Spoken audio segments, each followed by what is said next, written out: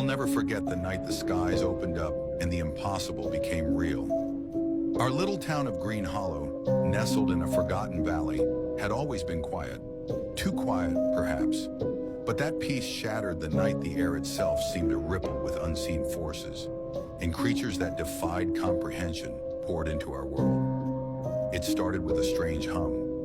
Low and resonant, it reverberated through my bones as I stood outside, gazing at the unusually vivid auroras streaking the night sky. The lights weren't supposed to reach this far south, but here they were, writhing and pulsating in unnatural patterns.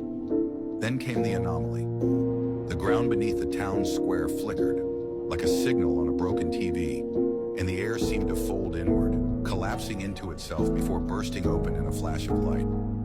That's when they emerged. The creatures didn't walk or fly. They shifted. One moment, they were there, shimmering, translucent outlines of grotesque forms, more shadow than substance.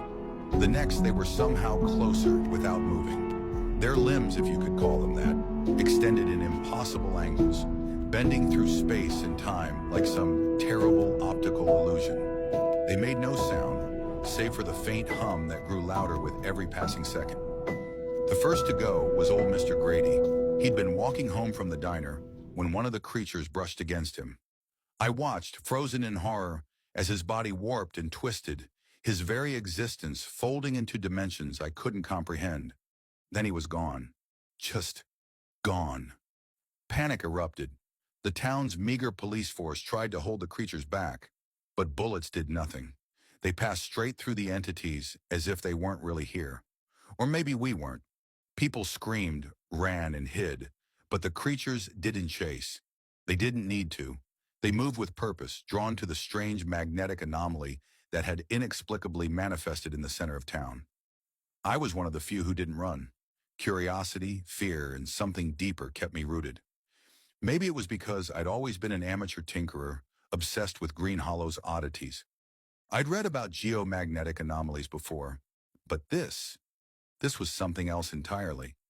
The creatures were converging on the anomaly now, their forms overlapping and merging in ways that made my head ache to look at. I knew I had to act.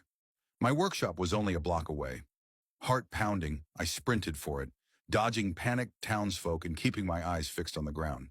If I looked at the creatures too long, nausea and vertigo threatened to overwhelm me.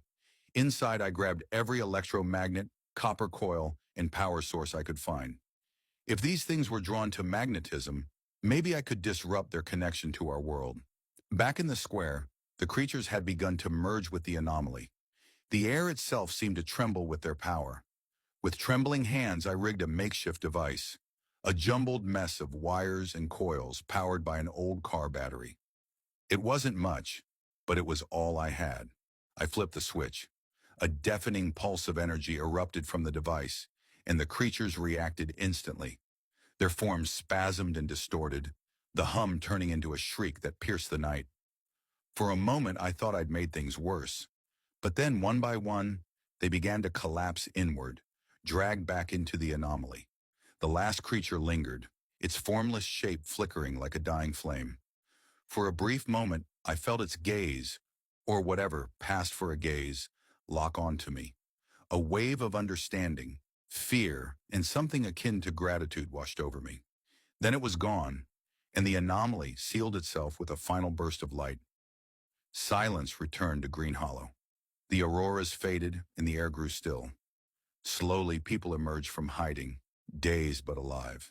Somehow we had survived. The town was never the same after that night. The anomaly left behind a faint scar in the earth, a reminder of what had happened. Some people moved away, unable to cope with the memories. Others stayed, determined to rebuild. As for me, I couldn't leave. I'd seen something beyond comprehension, and though it terrified me, it also fascinated me. I devoted myself to studying what little I could understand, hoping to one day make sense of that night. And sometimes late at night, when the sky is clear, I swear I can feel a faint hum in the air. A reminder that the barriers between worlds are thinner than we'd like to believe.